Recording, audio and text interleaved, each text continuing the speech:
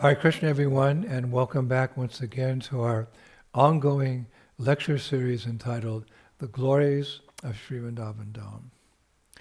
Nama Om Vishnupadaya Krishna Pastaya Bhutale Srimati Bhaktivedanta Swaminiti Namane Namaste Saraswati Deve Gauravani Pacharine Nivishesha Shunyavadi Pastracha Deshatarine. All glories to Sri Prabhupada. So, we're continuing with our mini-series entitled Stimulation for Ecstatic Love, and this will be part 192, in which we will continue with our present theme, the glories of Srimati Radharani. Today we'll go on with our discussion about her beautiful face, and in particular, we're going to discuss her enchanting eyebrows. Her enchanting eyebrows. Now, in Sanskrit literature, the most prominent term for eyebrows is bhru, B-H-R-U. And of course, since eyebrows are two in number, the dual case form of the term is bhuruvo, bhuruvo. And in the Amarakosha dictionary, 2,692, it's confirmed. Udve dhurigbhayam bhuruvo shtuyo. The two eyebrows over the eyes are known as bhuruvo. And the Alankara Kaustuva 8.7 by Srila Kavikarnapura describes the eyebrows of Sri Radha as follows. Bhuruvo tava danur late iva. It's very beautiful. O Radhe, your eyebrows are as curved as the curved bow of Cupid. Now, that same transcendental fact, beautiful fact, is repeated by Srila Prabodhananda Saraswati in his Vrindavan Mahimamrita 958. He writes, Kandarpa Chapa Bhuruvam.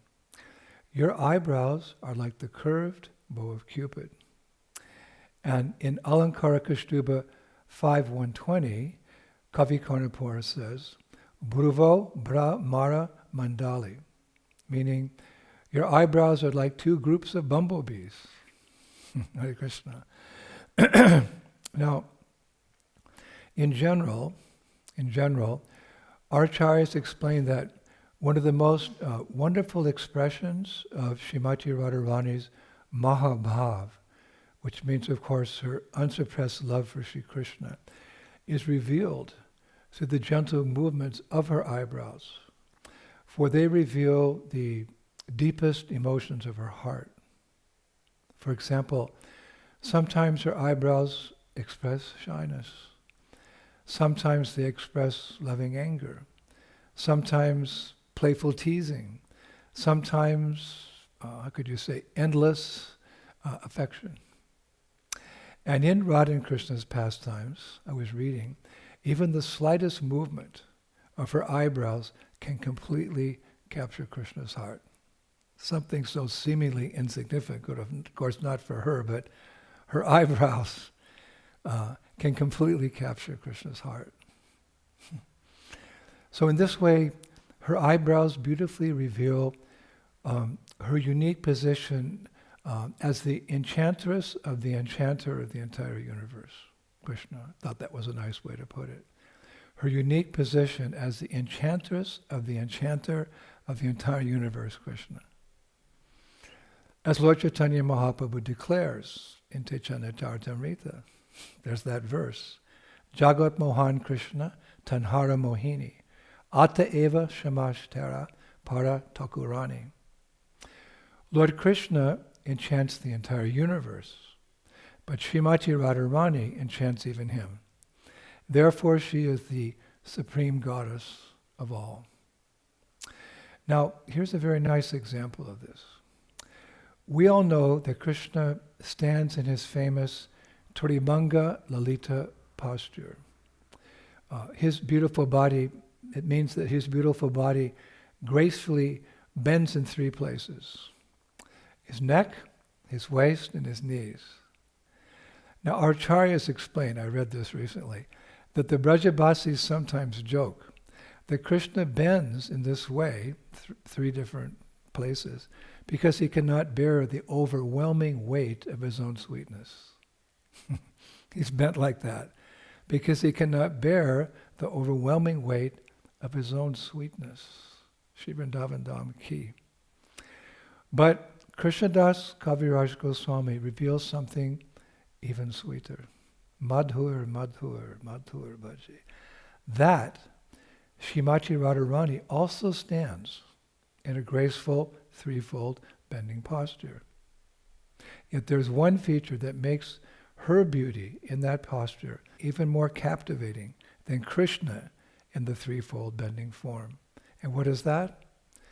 The graceful dancing of her eyebrows.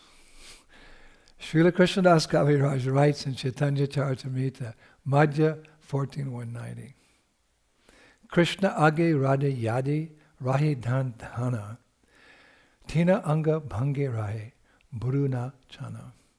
When Shrimati Radharani stands before Krishna, her transcendental body bends gracefully in three places.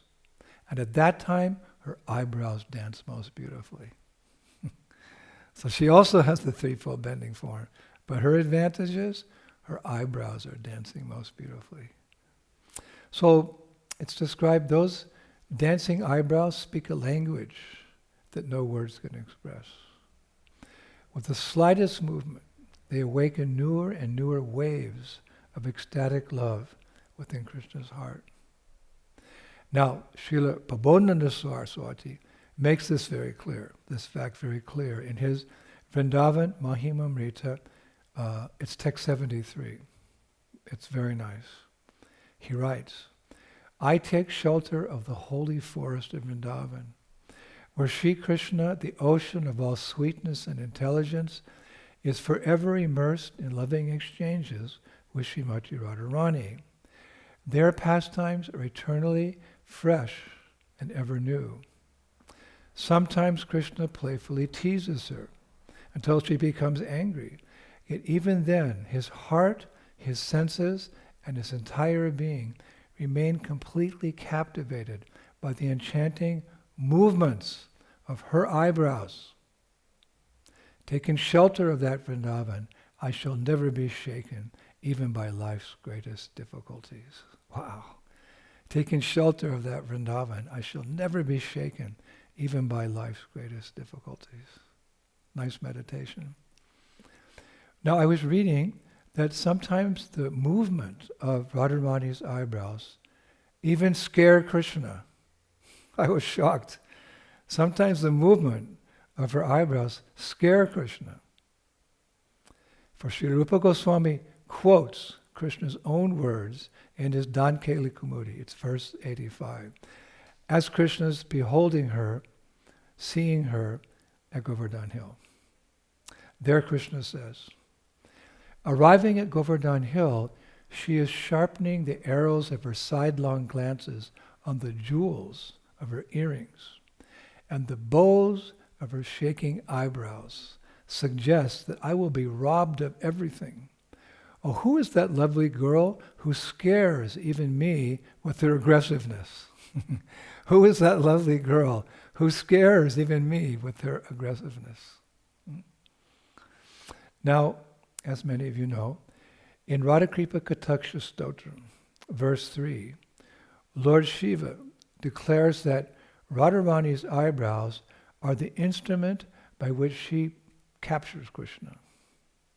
He says, O goddess, who playfully shooting the arrows of your glances from the curved bows of your auspicious, amorous eyebrows, have completely subdued Nanda's son, Krishna, when will you cast your merciful sidelong glance upon me? Lord Shiva Ki. Now, moving forward, there's a very beautiful pastime about Radharani's eyebrows by the Brajbasi poet Navala Madhuri Das. Actually, we mentioned last week that Navala Madhuri Das was a contemporary of Sri Rupa Goswami, contemporary poet. So he writes, one fine day, Lord Krishna was herding his cows on the banks of Prem Sarovara. And suddenly a gentle cooling breeze began to blow, carrying with it a sweet fragrance from the direction where Srimati Radharani was staying. And as soon as that breeze touched his body, Krishna's heart became overwhelmed with thoughts of Sri Radha. So it's so sweet. Turning to his favorite cow, Ujvala, I didn't know that. Turning to his favorite cow, Ujvala, he affectionately said, "My dear Ujvala, the desire to see Srimati Radharani is arising very strongly within my heart. The breeze coming from her direction has touched me and ignited the fire of love within me. If you permit me, I would like to go and have her darshan." So as if granting her permission, Ujvala gently nodded her head, and the bells around her neck rang very sweetly, jingling very sweetly. So, taking his flute and his crooked herding stick, Krishna then quickly made his way towards a nearby Kadamba forest. And as he drew near, he heard the enchanting sound of a veena. And he immediately understood that Srimati Radharani was playing that veena and dancing within a grove in the forest. So unable to contain his eagerness, he rushed forward. But when he reached the entrance to that grove, he discovered that a rope had been tied across the pathway and two young gopis stood guard so that no one could enter. So with a charming smile, Krishna asked, "O beautiful gopis, who are you guarding, and what is taking place inside?" So the gopis replied, "O Krishna, we are guarding Srimati Radharani, and today we are guarding her from you. She is dancing inside, and she does not wish you to see her. She does not wish you to see her." So Krishna became surprised. He said, "But she always dances to please me. Why am I not allowed to watch?" So the gopis respectfully replied, "We have been instructed not to speak to you for very long. So Krishna, please return to your cows." But Krishna wouldn't give up. He said, "Then please call Lalita. I wish to speak to her." And the gopis answered, "Lalita is busy serving Radha." So Krishna said, "Then call Vishaka."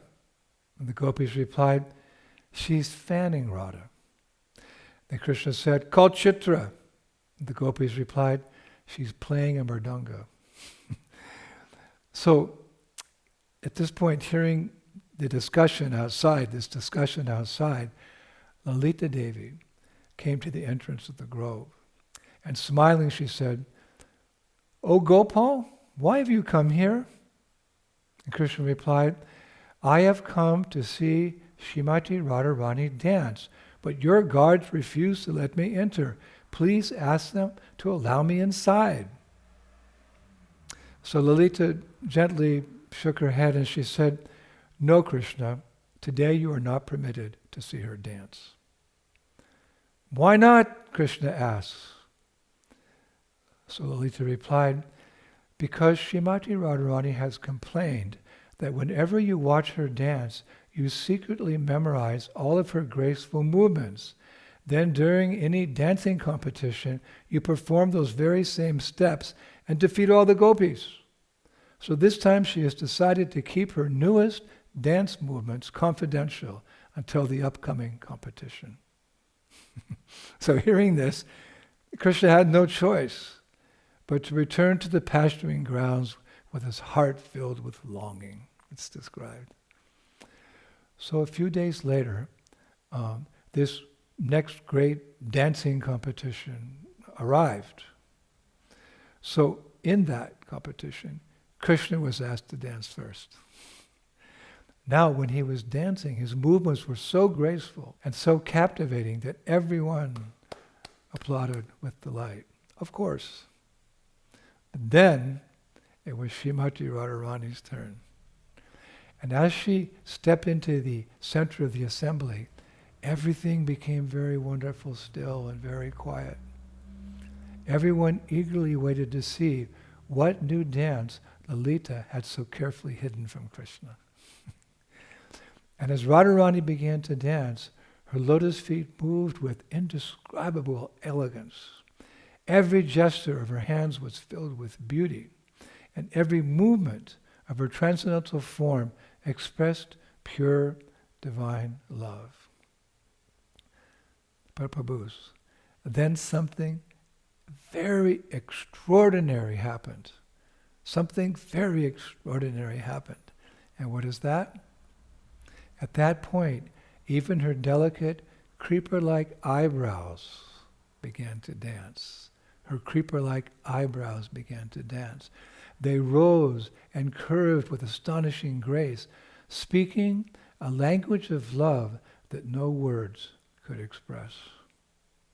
And with every playful movement of those enchanting eyebrows, countless arrows of prema entered into Krishna's heart. So at that moment, Krishna understood why Lalita had refused to let him enter the grove. For those eyebrows were the most confidential ornaments of Srimati Radharani's love. That's how the poet describes it. Those eyebrows were the most confidential ornaments of Srimati Radharani's love. And unable to resist their irresistible charm, Krishna was completely conquered. And smiling, he bowed down before Srimati Radharani and lovingly admitted his defeat. Sri Radha, I am defeated. He went on to say, O Priyaji, today I have not merely lost the competition, I have lost my very heart to you. You are the very embodiment of every art of divine love. I am forever yours, and you are forever mine. So Navala Madhuri Das, the poet, concludes in a very beautiful way, saying that upon hearing this wonderful pastime, he lost all attraction for the temporary pleasures of this world and surrendered himself at the lotus feet of Vrindavaneshwari, Srimati Radharani, the eternal queen of Sri Vrindavan Dham. Wow. Thank you to that poet for his deep vision, understanding of Braj Bhakti. So Prabhus, we will conclude today with one last verse about Radharani's beautiful face. It's from Sri Rupa Goswami's Padyavali, one of our favorite books, verse 260. He writes, as Krishna walked on the path, one gopi secretly worshipped him with the playful movements of her vine eyebrows, another with her sidelong glances, and another with the moonlight of her smiles. However, it was on Radha's face, which was filled with the graceful beauty that mocked the other gopis and broke their pride, that his, Krishna, shy, loving glances fell upon. All glory to those glances of Krishna, the enemy of Kamsa. Hare Krishna. Thank you. You know, when I started my research the other day on the eyebrows of Srimati Radharani, I never thought I'd come across so much nectar, so many verses and pastimes by previous acaryas and poets. But I'm so glad I did, and I'm so glad I could share them with you. In fact, maybe, just maybe next week, we can have another lecture on her eyebrows. So thank you very much. Shri Shri Gaur Nitai ki, Shri Shri Krishna Balaram ki, Shri Shri Radha Shama Sundar ki, Vrindavaneshwari Srimati Radharani ki, her eyebrows ki, Mayapur Dham ki, Gaur Nitai ki, Shri Krishna Sankirtan Yajna ki, Nitai Gaur Pimanandi, Jai Jai Sri Radhe Sham. All glories to Srila Prabhupada.